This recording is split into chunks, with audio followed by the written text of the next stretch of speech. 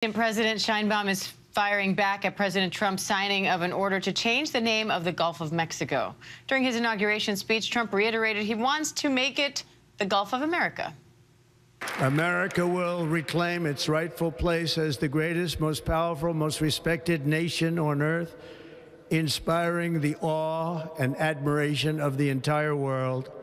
A short time from now, we are going to be changing the name of the Gulf of Mexico to the Gulf of America. In response to President Trump's declaration, Claudia Sheinbaum said the Gulf of Mexico is internationally recognized and has been since 1607. This comes as Trump is saying it will impose tariffs. The U.S. will impose tariffs in a few weeks. ABC's Matt Rivers is in Tijuana, Mexico, for more on that. Matt, what would it take to change the name of the Gulf of Mexico? And what else stood out to you from the Mexican president's response today?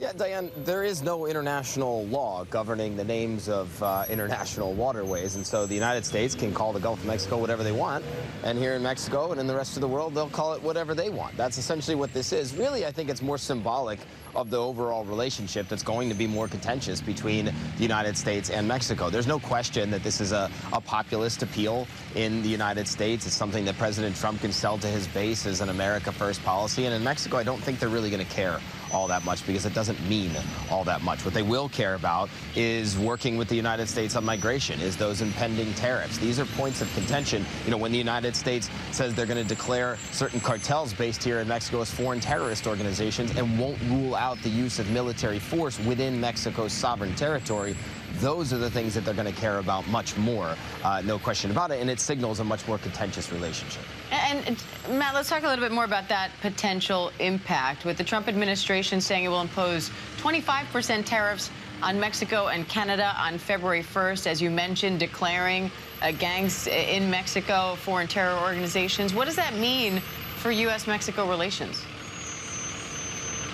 Well, I think the tariffs really are going to be the threat that the Trump administration relies on more than anything else to get Mexico to bend to its will. We saw that during the Trump playbook during the first 4 years. He threatened tariffs against Mexico back then to get Mexico to step up migration enforcement here to stop people coming from the border. Mexico acquiesced. You're going to see Trump use the same playbook this time around, threatening broad tariffs against Mexican exports to the United States in order to get Mexico to play ball on things like remain in Mexico. That's that policy that Trump wants to bring back, forcing asylum seekers to wait for their claims to be processed here in Mexico. You know, the stick in all of this is going to be the threat of tariffs. And so it's going to be something that both sides are going to have to negotiate over. And I think you will see them negotiate because Mexico has leverage when it comes to migration as well. And Matt, Trump's also making a move for the Panama Canal. Now, you went there to find out what people there have to say about it. What did they tell you?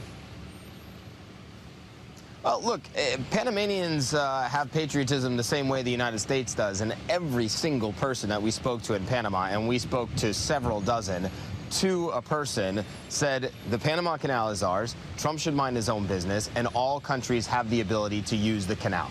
That is something that everyone there agreed on, and so it is not going to be something that the Panamanians just give up. I don't even know how you put a price on the Panama Canal, but it's just more of what we are seeing as very expansionist tendencies from the United States president at this point. But, you know, the Panamanians certainly not going to roll over when it comes to that. Everybody down there saying this is our territory and it needs to be respected.